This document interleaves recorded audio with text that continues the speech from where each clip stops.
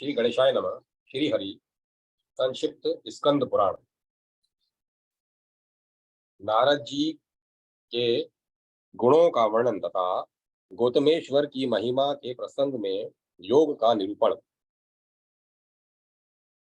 अर्जुन बोले, देवर्षे, आप संपूर्ण प्राणियों के प्रति समान भाव रखने वाले, जितेंद्रिय तथा राग द्वेष रहित हैं। तथापि आप में जो कलह कराने की प्रवृत्ति है, उसके कारण कई हजार देवता, गंधर्व, राक्षस, दैत्य तथा मुनि नष्ट हो गए। विप्रवर, आपकी ऐसी चेष्टा क्यों होती है?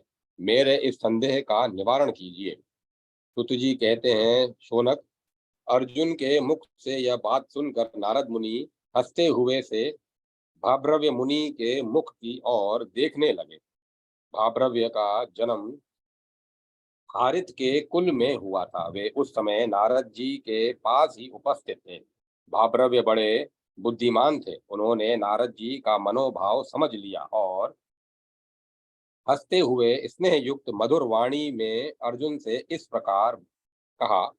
भाभ्रव्य बोले, पांडुनंदन, आपने नारद जी से जो कुछ कहा है वह सब सत्य है। प्रत्येक मनुष्य के मन में ऐसा संदेह हो जाता है। इस विषय में भगवान श्री कृष्ण के मुख से जो बात सुनी है वही मैं आपको बताऊंगा। आज से कुछ काल पहले की बात है। संपूर्ण यादवों को आनंदित करने वाले भगवान श्री कृष्ण महिसागर संगम की यात्रा में इधर आए थे। उनके साथ उग्रसेन, वसुदेव तथा बब्रू, प्रद्युम्न आदि भी थे। भगवान ने कुटुंब जनों के साथ महिसागर संगम में स्नान करके बहुत दान किए। पिंडदान आदि करके देव पूजन के पश्चात नारद जी की भी पूजा की। तदंतर यादवों की सभा में महाराज उग्रसेन इस प्रकार बोले, जगदीश्वर श्री कृष्ण, मैं एक संदेह पूछता हूँ, आप उसका समाधान करें। यह जो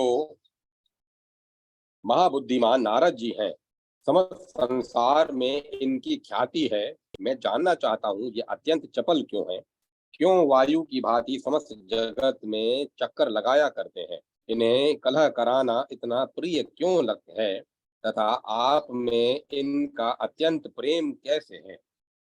भगवान श्री कृष्ण ने कहा, राजन, आपने जो पूछा है वह सत्य है। मैं इसका कारण बतलाता हूँ। पूर्व काल में प्रजापति दक्ष ने मुनि श्रेष्ठ नारद को शाप दिया था। ऐसा इसीलिए हुआ कि सृष्टि मार्ग में लगे हुए दक्ष के कुछ पुत्रों को नारद जी ने अपने वैराग्यपूर्ण उपदेशों से विरक्त बनाकर वहां से अन्यत्र भेज दिया। यह घटना एक ही बार नहीं, 2 बार हुई। यह सब देखकर दूसरे पुत्रों के भी विचलित होने से रुष्ट होकर दक्ष ने शाप दिया, नारद, तुम सदा संसार में भ्रमण करते रहोगे। कहीं भी तुम्हारे ठहरने के लिए स्थान न मिलेगा तथा तुम इधर उधर ही चुगली खाने वाले होगे। ये 2 शाप प्राप्त करके उन्हें उन्हें दूर करने में समर्थ होकर भी नारद मुनि ने ज्यों के त्यों स्वीकार कर लिए। यही साधुता है कि स्वयं समर्थ होकर भी दूसरों के अपराध क्षमा कर दें। नारद जी पहले यह देख लेते हैं कि अमुक दैत्य या राक्षस आदि का विनाश काल आ पहुंचा है, तब वे उसकी कलह भावना बढ़ाते हैं और चुगली के लिए झूठ न बोलकर सच्ची बात बताया करते हैं। इसीलिए वे पाप से लिप्त नहीं होते। सर्वत्र भ्रमण करते रहने पर भी इनका मन देह से विचलित नहीं होता। अतः ब्रह्म दोष से ये भ्रांत नहीं होते तथा मुझ में जो इनका अधिक प्रेम है, इसका भी कारण सुनिए। मैं देवराज इंद्र द्वारा किए गए स्तोत्र से दिव्य दृष्टि संपन्न श्री नारद जी के की सदा स्तुति करता हूँ। यह स्तोत्र श्रवण कीजिए। जो ब्रह्मा जी की गोद से प्रकट हुए हैं, जिनके मन में अहंकार नहीं है, जिनका विश्व विख्यात चरित्र किसी से छिपा नहीं है, उन देवर्षि नारद को मैं नमस्कार करता हूँ, जिनमें अरति, उद्वेग, क्रोध, चपलता और भय का सर्वथा अभाव है, जो धीर होते हुए भी दीर्घ सूत्री, किसी कार्य में अधिक विलंब करने वाले नहीं हैं।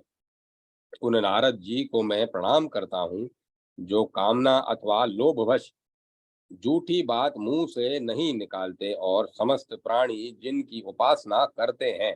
उन नारद जी को मैं नमस्कार करता हूँ, जो जो अध्यात्म गति के तत्व को जानने वाले, ज्ञान शक्ति संपन्न तथा जितेंद्रिय हैं, जिनमें सरलता भरी है तथा जो यथार्थ बात कहने वाले हैं।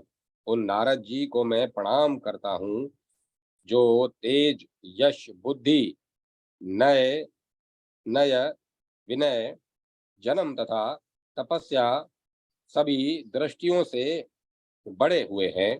उन नारद जी को मैं नमस्कार करता हूँ, जिनका स्वभाव सुखमय, वेश सुंदर और भोजन उत्तम है, जो प्रकाशमान, पवित्र, शुभ दृष्टि संपन्न तथा सुख सुंदर वचन बोलने वाले हैं। उन नारद जी को मैं प्रणाम करता हूँ, जो उत्साह पूर्वक सबका कल्याण करते हैं, जिनमें पाप का लेश भी नहीं है तथा जो परोपकार करने में कभी आघाते नहीं है। उन नारद जी को नमस्कार करता हूँ, जो सदा वेद, स्मृति और पुराणों में बताए हुए धर्म का आश्रय लेते हैं तथा प्रिय और अप्रिय से रहित हैं।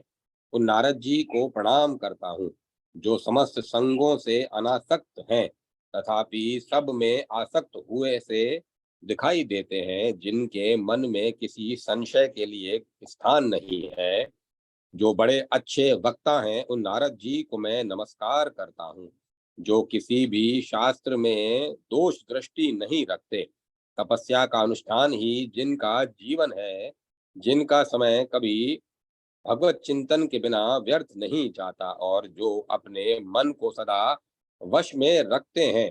उन श्री नारद जी को मैं प्रणाम करता हूँ, जिन्होंने तप के लिए श्रम किए हैं श्रम किया है, जिनकी बुद्धि पवित्र एवं वश में है, जो समाधि से कभी लुप्त नहीं होते, अपने प्रयत्न से मैं सदा सावधान रहने वाले उन नारद जी को मैं नमस्कार करता हूँ, जो अर्थ लाभ होने से हर्ष नहीं मनाते और लाभ न होने पर मन में कलेश का अनुभव नहीं करते, जिनकी बुद्धि स्थिर तथा आत्मा अनासक्त है।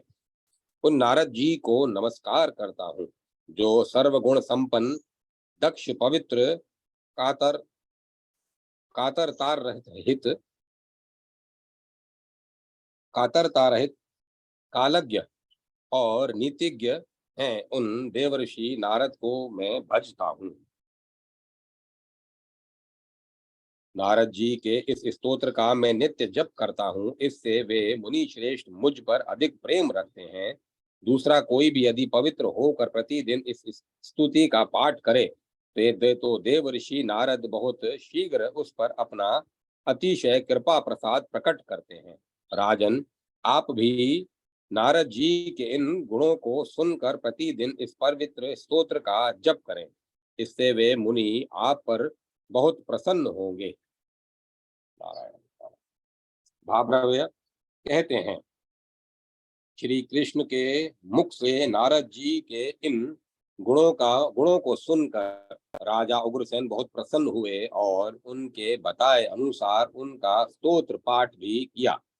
तदंतर नारद जी की पूजा करके तथा पर्याप्त दान देकर अपने बंधु बांधव तथा कुटुंबी जनों के साथ भगवान श्री कृष्ण द्वारकापुरी को लौट गए। अर्जुन, तुम भी नारद जी के इन गुणों का श्रवण करके श्रद्धामय होकर उनका पूजन करो। भाव्रव्य का यह वचन सुनकर अर्जुन को बड़ा विस्मय हुआ। उनमें उनके अंगों में रोमांच हो आया और उन्होंने भक्ति पूर्वक नारद जी के चरणों में प्रणाम किया।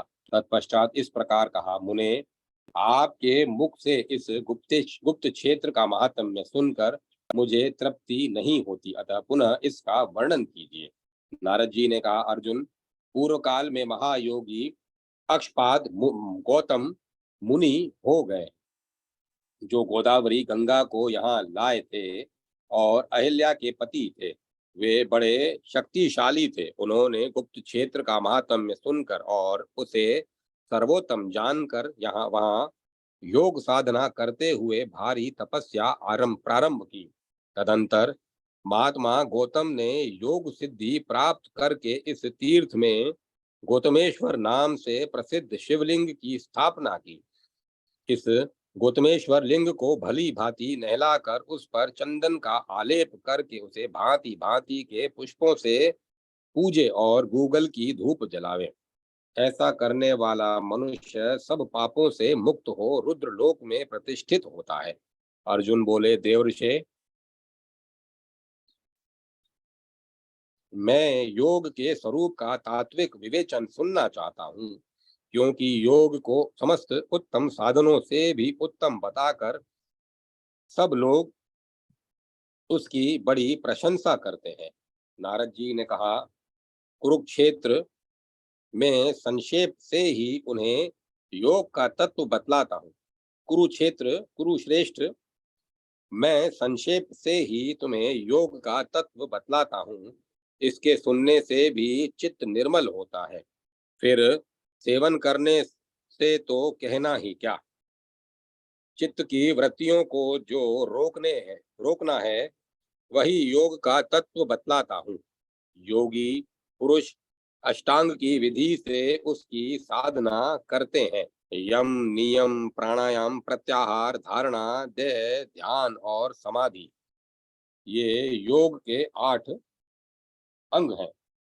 इन 8 अंगों का विस्तार से नीचे लिखा हुआ है। पातंजल योग दर्शन के अनुसार योग के 8 अंगों में आसन की भी गणना की गई है। देह तो साध्य है, अतः साधन का अंग नहीं हो सकता। इसीलिए यहाँ वहाँ साध्य को अष्टांगों में नहीं लिया गया है। यम, नियम आदि अन्य 7 साधनों में इसमें भी वे ही हैं जो यहाँ स्कंद पुराण में दिए गए हैं। इस प्रकार योग 8 अंगों से युक्त बताया गया है। इन 8 में से प्रत्येक का लक्षण क्रमशः सुनो। जिसके साधन से साधक को योग की प्राप्ति होती है, अहिंसा, सत्य, अस्तेय, ब्रह्मचर्य तथा अपरिग्रह, ये 5 यम कहे गए हैं।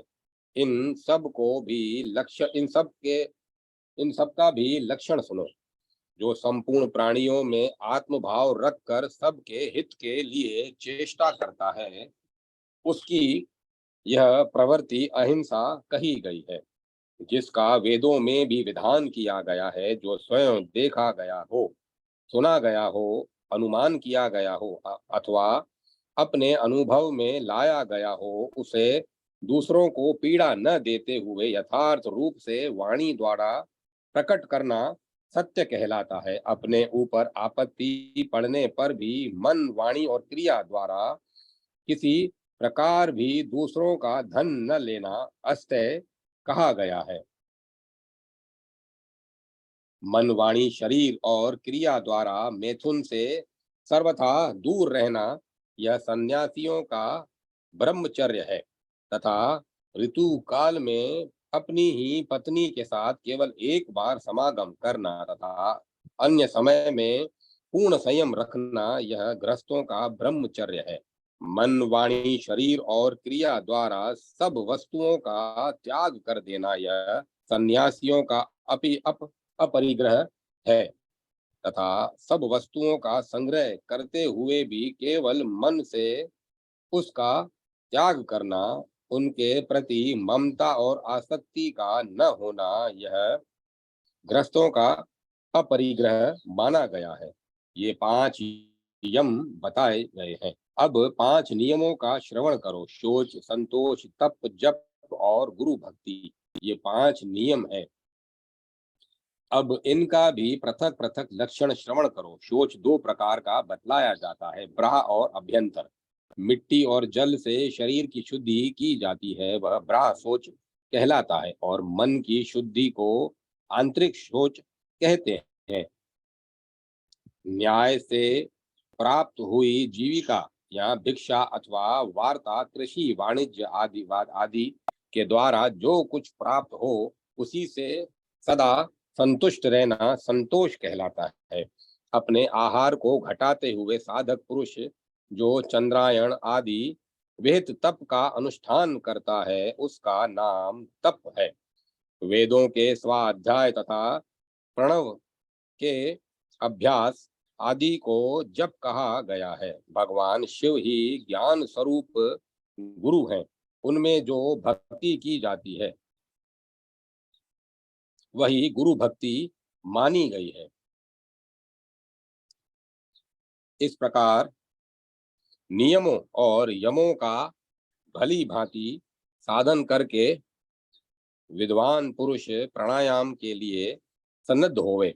अन्यथा जो योग की सिद्धि नहीं कर सकता, क्योंकि जिसका शरीर बाहर और भीतर से शुद्ध नहीं हुआ है उसमें वायु का महान प्रकोप हो जाता है और वायु के प्रकोप से शरीर में कोढ़ हो जाती है। इतना ही नहीं, वह जड़ता आदि का भी उपभोग करता है। लकवा आदि मार जाने से उसका शरीर जड़ हो जाता है। इसीलिए बुद्धिमान पुरुष शरीर को शुद्ध करके ही दूसरे साधन के लिए प्रयोग करे। पांडुनंदन, अब मैं प्राणायाम का लक्षण बतलाता हूँ, सुनो। प्राण और अपान वायु का निरोध प्राणायाम कहलाता है। विद्वान पुरुषों ने उसे 3 प्रकार का बतलाया है: लघु, मध्यम और उत्तरीय। उत्तम लघु प्राणायाम 12 मात्रा का होता है। आंख को बंद करके और खोलने में जितना समय लगता है वह 1 मात्रा है। लघु से दूना अर्थात 24 मात्रा वाला मध्यम प्राणायाम बतलाया गया है। त्रिगुण अर्थात 36 मात्रा का उत्तम प्राणायाम माना गया है। प्रथम अर्थात लघु प्राणायाम से पसीने को जीते, मध्यम में कंप को तथा तृतीय उत्तम प्राणायाम से विषाद को जीते। इस प्रकार क्रमशः इन तीनों दोषों पर विजय प्राप्त करें। किसी सुंदर आसन पर सुखपूर्वक विराजमान हो, पद्मासन लगाकर रेचक, पूरक और कुंभक भेद से त्रिविध प्राणायाम का अभ्यास करें। प्राणों का उपरोध संयम करने से उस साधन का नाम प्राणायाम है। जैसे आग में धोंके जाने पर पर्वतीय धातुओं की मैल जल जाती है, उसी प्रकार प्राणायाम से इंद्रिय जनित संपूर्ण दोष दग्ध हो जाते हैं। 100 कपिला गायों का दान करने से जो फल प्राप्त होता है वही प्राणायाम से भी मिल जाता है। इसीलिए योग्य पुरुष सदैव प्राणायाम करें। प्राणायाम से शांति आदि दिव्य गुण सिद्ध होते हैं। शांति, प्रशांति, दीप्ति और प्रसाद ये क्रमशः प्रकट होने वाले दिव्य गुण हैं। स्वाभाविक और आगंतुक पापों की निवृत्ति तथा उसकी वासनाओं का शमन, यह शांति नामक प्रथम गुण है।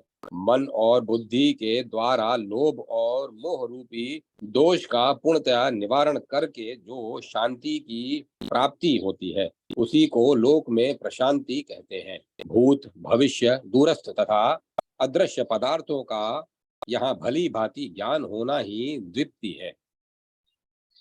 है। संपूर्ण इंद्रियों की प्रसन्नता तथा बुद्धि और प्राणों की भी निर्मलता को प्रसाद कहा गया है। इस प्रकार ये 4 फल प्राणायाम के द्वारा प्राप्त करने योग्य हैं। ऐसे फल वाले प्राणायाम का योगी पुरुष सदैव अभ्यास करें। जैसे सदा सेवन करने पर सिंह, व्याघ्र और हाथी भी मृदुता, कोमलता और नम्रता को प्राप्त होते हैं, उसी प्रकार प्राणायाम द्वारा साधित संयम में लाया हुआ प्राण भी वश में हो जाता है।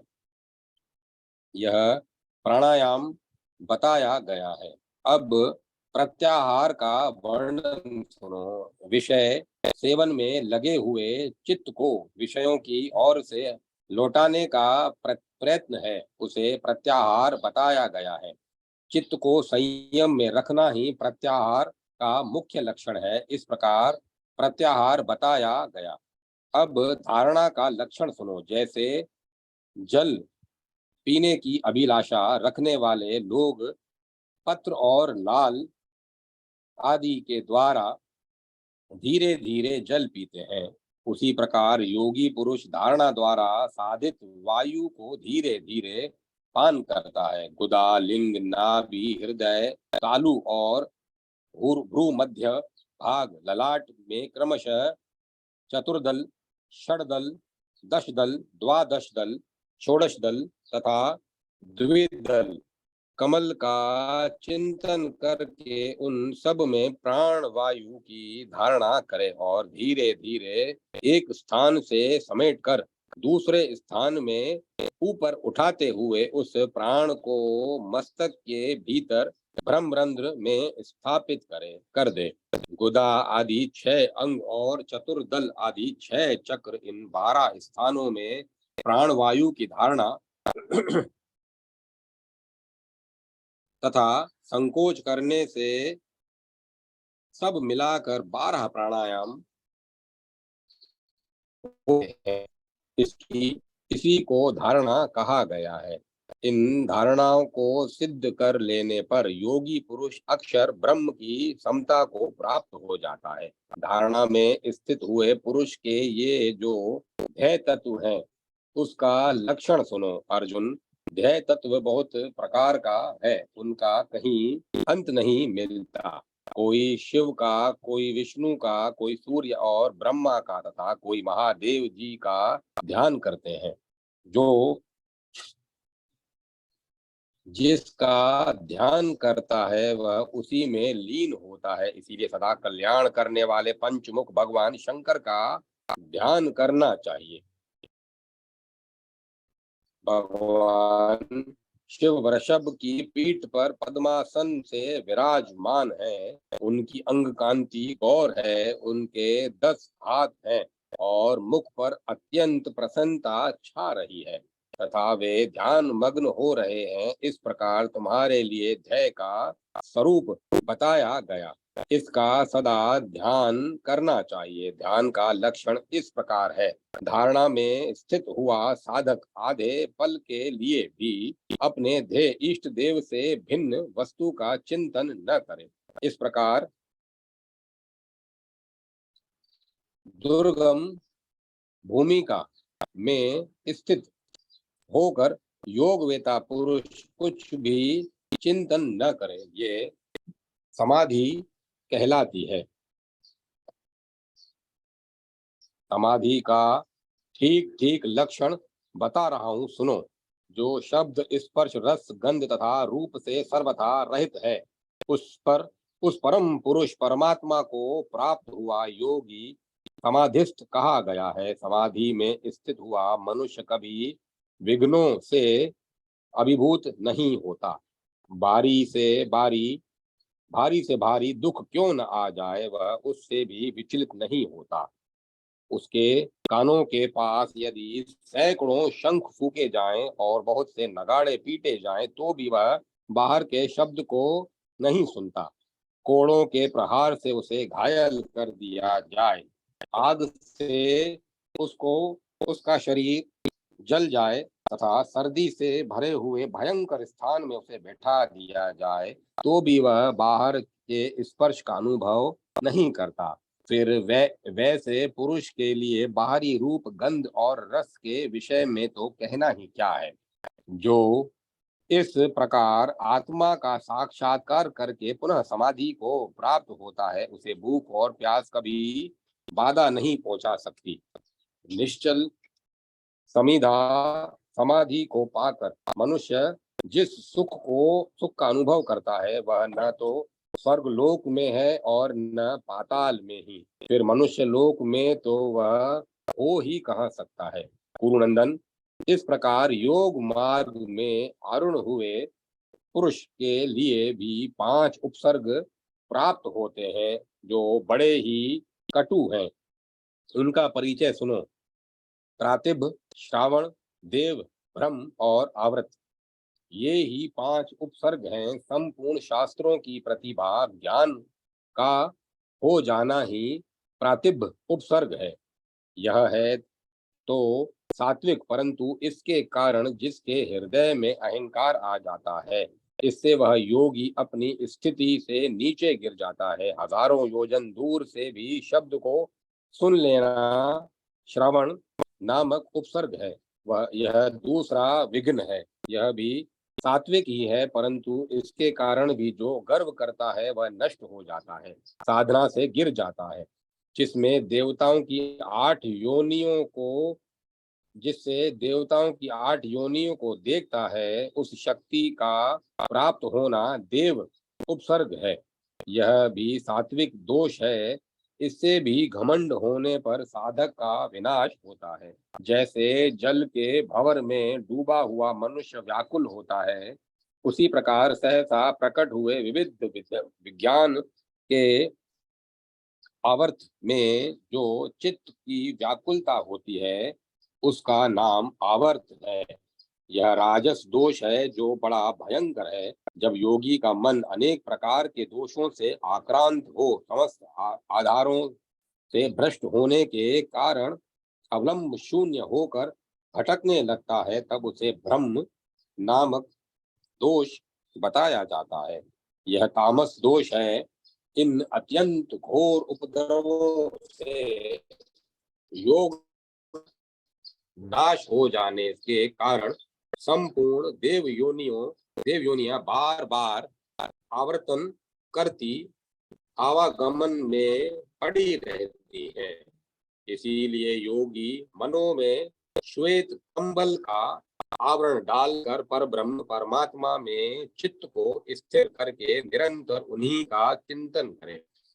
सिद्धि की इच्छा रखना सिद्धि की इच्छा रखने वाले योगी को सदा सात्विक आहार का सेवन करना चाहिए। राजस और तामस आहारों से योगी को कभी सिद्धि नहीं प्राप्त हो सकती। सर्वधर्म पालन में लगे हुए श्रद्धालु जितेंद्रिय श्रोत्रिय महात्माओं के यहाँ योगी को भिक्षा मांगनी चाहिए। भिक्षा में मिले हुए यावन, मठा, दूध, जौ की लापसी, पका हुआ फल मूल अथवा कन तिल की फलियां, सत्तू, ये सब पवित्र आहार हैं जो योगियों को सिद्धि प्रदान करने वाले हैं। योग का साधन विभिन्न लक्षणों से अपनी मृत्यु का समय जानकर काल को वंचित करने के लिए एकाग्र चित्त हो योग तत्पर हो जाए। अब मैं उन निमित्तों लक्षणों को बतलाता हूँ जिनसे योगवेता पुरुष अपनी मृत्यु को जान लेता है। लाल चमड़ा अथवा लाल वस्त्र धारण किए हुए हंसती गाती हुई कोई स्त्री स्वप्न में जिस पुरुष को दक्षिण दिशा की ओर ले जाए, वह जीवित नहीं रहता। स्वप्न में किसी नंगे सन्यासी को हंसते और उछलते कूदते देखकर वह यह समझ लेना चाहिए कि उसके रूप में अपनी मृत्यु आ गई है। जो स्वप्न में रीछ और वानर से जुते हुए रथ पर बैठकर गाता हुआ दक्षिण दिशा की ओर जाता है अथवा कीचड़ या गोबर में डूबता है, वह जीवित नहीं रहता। स्वप्न में बिना जल की नदी को केश, अंगार, भस्म अथवा सर्प में से किसी एक के द्वारा भरी हुई देखकर मनुष्य जीवित नहीं रहता। यदि विकराल, भयंकर और तथा क्रूर स्वभाव वाले मनुष्य हाथ में हथियार लिए स्वप्न में पत्थरों से मारे तो मनुष्य तत्काल मृत्यु को प्राप्त हो जाता है। सूर्य उदय काल में रोती हुई गिदड़ी जिसके सामने होकर दाहिने अथवा बाएं चली जाती है, वह भी शीघ्र मृत्यु को प्राप्त हो जाता है। जो दीप के बुझने की गंध को नहीं जानता और रात में रक्त वमन करता है तथा दूसरे के नेत्र में अपना प्रतिबिंब नहीं देख पाता, वह जीवित नहीं रहता। आधी रात में इंद्रधनुष और दिन में तारागणों को देखकर शास्त्र विश्वासी पुरुष यह मान ले कि उसकी आयु क्षीण हो गई है। जिसकी नाक टेढ़ी हो जाए, कान के कान में नीचाई ऊंचाई आ जाए तथा बाईं आंख सदा बहती रहे, उसकी आयु समाप्त हो गई है। जब मुंह कुछ कुछ लाल हो जाए और जीभ काली पड़ जाए, तब विद्वान पुरुष को यह समझ लेना चाहिए कि अपनी मृत्यु समीप आ गई है। जो स्वप्न में ऊंट और गधे की सवारी से दक्षिण दिशा की ओर जाता है तथा जो अपने दोनों कान बंद करके आवाज नहीं सुन पाता, वह जीवित नहीं रहता। स्वप्न में जो गड्ढे में गिर जाए और उसके निकलने का दरवाजा बंद कर दिया जाए, जिससे वह फिर उठ न सके, जिसकी स्वच्छ दृष्टि भी लाल हो जाए, जो स्वप्न में अग्नि प्रवेश करके फिर वहां से न निकले, उसी तरह जल में प्रवेश करके वहां से न निकले, तो यही उसके जीवन का अंतिम काल है। जो रात या दिन में दुष्ट भूतों द्वारा मारा जाता है तथा जिसकी प्रकृति में कोई विकार आ गया है, उसके निकट ही यमराज और काल मौजूद है। जो भक्त होकर भी देवता, गुरु, पिता, माता तथा ज्ञानी पुरुषों की निंदा और अवहेलना करता है, वह जीवित नहीं रहता। योग वेता पुरुष इस प्रकार मृत्यु सूचक विपरीत लक्षणों को देखकर उत्तम धारणा का आश्रय ले समाधि में स्थिर हो जाए। यदि वह उस मृत्यु को नहीं चाहता तो उसे वह नहीं प्राप्त होती, अथवा यदि मुक्ति की इच्छा हो तो उस मृत्यु को ब्रह्म रंध्र में छोड़ दे। इस प्रकार विमुक्त हुए शरीर में भी जो उपसर्ग योगी को प्राप्त होते हैं, उनके नाम सुनो। ईशान, राक्षस, यक्ष, गंधर्व, इंद्र, चंद्र, प्रजापति तथा ब्रह्मा, इनसे संबंध रखने वाली 8 लोकों में क्रमशः 8 सिद्धियां होती है, जो इस प्रकार है। पार्थवी, जलमयी, तेजसी, वायु संबंधनी, आकाश संबंधनी, मानसी, अहंकारोद्भवा तथा बुद्धिजा।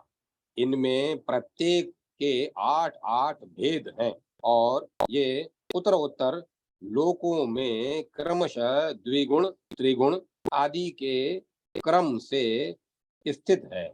पूर्व अर्थात ईशान लोक में 8 सिद्धियां और अंतिम अर्थात ब्रह्मलोक में इनकी संख्या 64 हो जाती है। ऐसा किस प्रकार होता है सो सुनो। मोटा होना, पतला होना, बालक बन जाना, बूढ़ा होना, जवान हो जाना, भिन्न भिन्न जाति के जीवों में के रूप में अपने को प्रकट करना, एक ही जाति में भी अनेक रूप ग्रहण करना तथा पार्थिव पार्थिव अंश के बिना ही केवल 4 तत्वों से शरीर को धारण करना, ये 8 पार्थिवी सिद्धियां हैं, जो ईशान लोक में पृथ्वी तत्व पर विजय प्राप्त होने के बाद प्रकट होती है।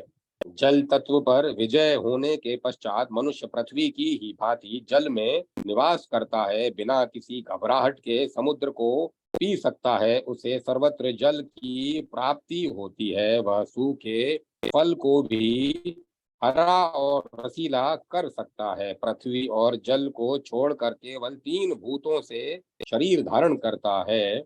नदियों को हाथ में रख सकता है, उसके शरीर में कोई घाव नहीं होता और उसकी बड़ी सुंदर कांति होती है। इस प्रकार ये 8 नूतन और 8 पहले की कुल 16 सिद्धियां राक्षस लोक में मानी गई है। अग्नि तत्व पर अधिकार हो जाने पर देह से अग्नि प्रकट करना, अग्नि के ताप का भय दूर हो जाना, समस्त लोगों को भस्म कर डालने की शक्ति का होना, पानी में आग लगा देना, हाथ से आग को उठा लेना, स्मरण मात्र से किसी को पवित्र कर देना, आग से जलकर भस्म हुए पदार्थ को का पुनः निर्माण कर देना तथा केवल दो महाभूत वायु और आकाश के आधार पर शरीर को धारण करना, ये 8 तेज सिद्धियां और पहले की 16 सब मिलाकर 24 सिद्धियां यशलोक में प्रकट होती है। मन के समान गमन शक्ति का होना, प्राणियों के भीतर प्रवेश करना, पर्वत आदि बड़ी भारी वस्तुओं का भार लीला पूर्वक ढोना, हल्का होना, भारी हो जाना, दोनों हाथों से वायु को पकड़ लेना, अंगुली में अंगुली के अग्र भाग के धक्के से समूची पृथ्वी को हिला देना तथा एकमात्र आकाश तत्व से ही शरीर को धारण करना, ये वायु संबंधी शक्तियां गंधर्व लोक में हैं। पहले की 24 और 8 नूतन, कुल मिलाकर 32 सिद्धियां गंधर्व लोक में हैं। अपनी छाया को मिटा देना, इंद्रियों का दर्शन न होना, सदा आकाश में चलना, इंद्रिय और मन आदि का स्वयं शांत रहना, दूर से शब्द को सुन लेना, सब प्राणियों के शब्द को समझ लेना, तन मात्राओं के चिन्ह को ग्रहण कर लेना तथा समस्त प्राणियों को देखना, ये 8 आकाश तत्व को जीतने से प्राप्त होने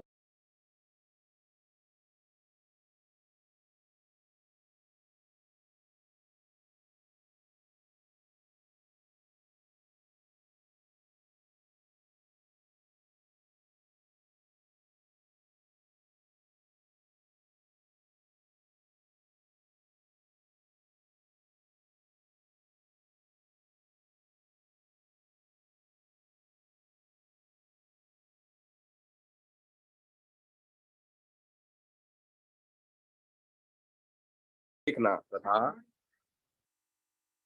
इच्छा के अनुरूप वस्तुओं का प्राप्त होना, जहाँ इच्छा हो वहीं निकल जाना, सब प्रकार की शक्तियों का होना, समस्त गोपनीय वस्तुओं को देखना और समस्त संसार की घटनाओं को देखना, आदि 8 सिद्धियां मानसी हैं। ये तथा पहले की 40 कुल 48 सिद्धियां इन चंद्रलोक से में मानी गई है। काटना, तपाना, छेदना, संसार को बदल डालना, समस्त प्राणियों को प्रसन्न कर देना तथा मृत्यु काल पर विजय पाना, आदि 8 अहंकारोद्भवा तथा पहले की 48 कुल 56 सिद्धियां प्रजापत्य लोक में है। संकेत मात्र से ही संसार की सृष्टि कर देना, सब पर अनुग्रह करना, प्रलय का अधिकार प्राप्त कर लेना, अन्य लोगों के चित्त में प्रवेश करके उसे प्रेरित करना, जिसकी कहीं समता नहीं वैसी वस्तु प्रकट कर देना, चित्र लिखित वस्तु को प्रत्यक्ष प्रकट कर देना, अशुभ को शांत कर देना तथा कर्तव्य शक्ति से संपन्न होना, ये 8 बुद्धि जनित सिद्धियां तथा पहले की 56 कुल मिलाकर कुल 64 सिद्धियां ब्रह्म लोक में विद्यमान है। यह गोपनीय रहस्य मैंने तुमसे प्रकट किया है।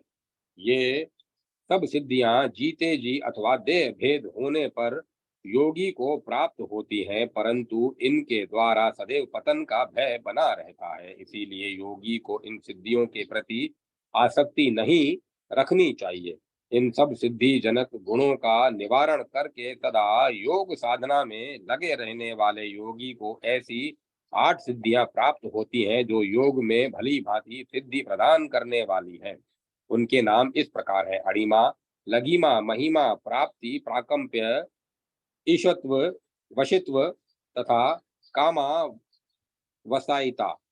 ये 8 सिद्धियां महेश्वर पद में स्थित सूचित करती है। सूक्ष्म से सूक्ष्म हो जाना अणिमा शक्ति है।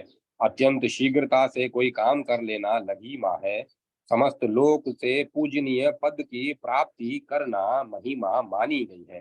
प्राप्ति नामक सिद्धि वह है जबकि योगी के लिए कुछ भी अप्राप्य नहीं रह जाता। सर्वत्र व्यापक होने के कारण उसमें प्राकंप्य नामक सिद्धि का उदय माना जाता है। सिद्ध योगी जिससे ईश्वर तुल्य हो जाता है वह ईशत्व नामक सिद्धि है। सबको वश में करने के कारण उसमें वशीता नामक उत्तम सिद्धि मानी गई है।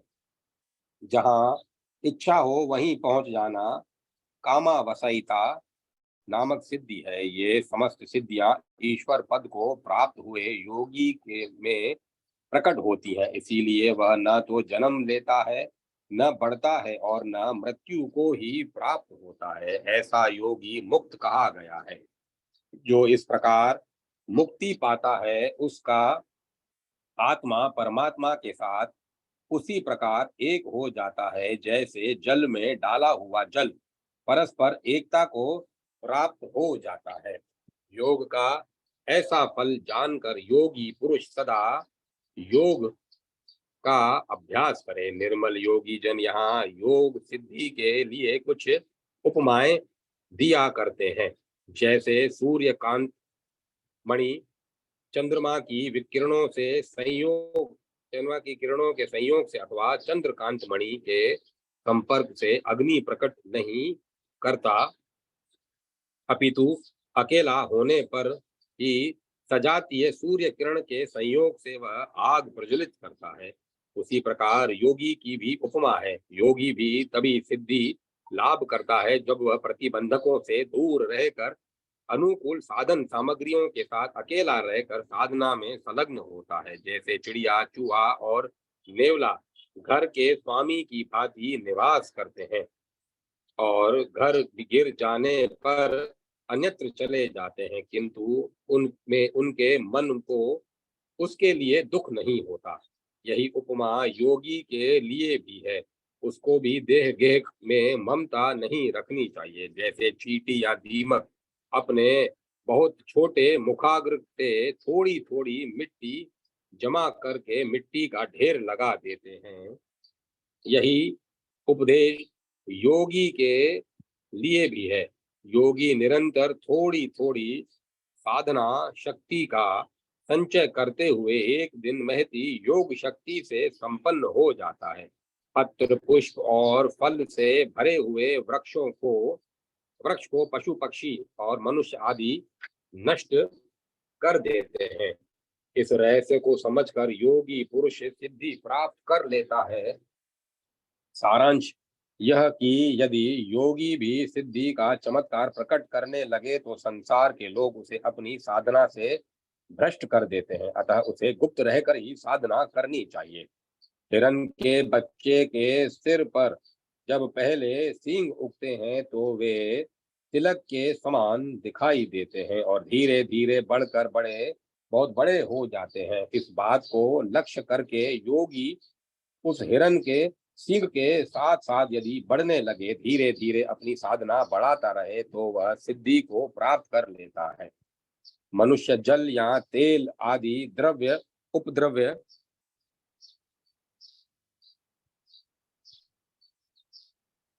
मनुष्य जल या तेल आदि द्रव्य पदार्थों से भरे हुए पात्र को लेकर पृथ्वी से बहुत ऊंचे मार्ग पर चढ़ जाता है।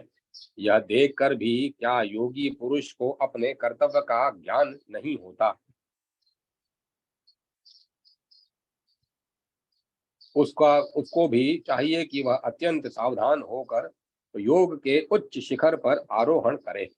वही घर है जहाँ निवास हो, वही भोजन है जिससे जीवन की रक्षा हो, जिससे प्रयोजन सिद्ध हो और जो स्वयं ही योग सिद्धि में सहायक हो। वैसे ही ज्ञान की योगी उपासना करे। फिर उसके लिए कार्य साधक कार्य साधक को कार्य साधक हो सकता है। नाना प्रकार के ज्ञान का जो अधिक संग्रह है वह योगी की साधना में विघ्न कारक ही होता है। जो यह जानने योग्य है ऐसा सोचते हुए बहुविध ज्ञान के लिए प्यासा फिरता है, वह 1000 कल्पों में भी ज्ञेय वस्तु को नहीं प्राप्त कर सकता। आसक्ति छोड़कर, क्रोध को जीत कर, परिमित आहार का सेवन करते हुए जितेंद्रिय हुए और बुद्धि के द्वारा इंद्रिय इंद्रिय द्वारों को बंद करके मनुष्य को मन को ध्यान में लगावे। सात्विक आहार का सेवन करे, ऐसे आहार का नहीं जिससे उसका चित्त काबू के बाहर हो जाए। चित्त को बिगाड़ने वाले आहार का सेवन करने वाला मनुष्य रौरव नरक का प्रिय अतिथि होता है। वाणी दंड है, कर्म दंड है और मन दंड है। ये तीनों दंड जिसके अधीन है वह त्रिदंडी यति माना गया है। जब सामने आया हुआ मनुष्य अनुरक्त हो जाए, परोक्ष में गुणों का कीर्तन होने लगे और कोई भी जीव उससे भयभीत न हो, तब यह सब योगी के लिए सिद्धि सूचक लक्षण बताया जाता है। लोलुपता का न होना, निरोग रहना, निष्ठुरता का अभाव होना, सुंदर गंध प्रकट होना, फल मल और मूत्र का कम हो जाना, शरीर में कांति, मन में प्रसन्नता और वाणी में कोमलता, ये योग सिद्धि के प्रारंभिक चिन्ह हैं। जो एकाग्र चित्त, ब्रह्म चिंतन परायण, प्रमाद शून्य, पवित्र, एकांत प्रिय और जीतेंद्रिय है, वह महामना योगी इस योग में सिद्धि प्राप्त करता है और उस योग के प्रभाव से मोक्ष को प्राप्त हो जाता है। जिसका चित्त मोक्ष मार्ग में आकर परब्रह्म परमात्मा में संलग्न हो, सुख के अपार सिंधु में निमग्न हो गया है, उसका कुल पवित्र हो गया, उसकी माता कृतार्थ हो गई तथा उसे पाकर यह सारी पृथ्वी भी सौभाग्यवती हो गई। जिसकी बुद्धि अत्यंत शुद्ध है, जो मिट्टी के ढेले और स्वर्ण के में समान भाव रखता है, समस्त प्राणियों में यम भाव से निवास करता है, वह यत्नशील साधक अपनी साधना पूर्ण करके उस सर्वोत्कृष्ट सनातन एवं अविनाशी पद को प्राप्त होता है, जहाँ पहुंच जाने पर कोई भी मनुष्य पुनः इस संसार में जन्म नहीं लेता। अर्जुन, यह योग का रहस्य मैंने तुमसे बतलाया है। गौतम ने ऐसे ही योग को प्राप्त किया और उन्होंने ही इस गौतमेश्वर लिंग को स्थापित किया है, जो कि दर्शन करने वाले मनुष्य के समस्त कलुष का विनाश करने वाला है। जो पुरुष अश्वनी मास में कृष्ण पक्ष की चतुर्दशी को रात्रि में महान उपहार समर्पित करके इस लिंग का पूजन करता है, वह पाप रहित हो उसी लोक में जाता है जहाँ इस समय महामुनि गौतम विराजमान है। कुंती नंदन, इस गौतम क्षेत्र का महात्म्य मैंने तुम्हें संक्षेप में बताया है। जो यह सब सुनता है वह शुद्ध चित्त हो जाता है। अब और क्या कहूँ। ओम तत्सत। अब मैं कथा को विराम देता हूँ।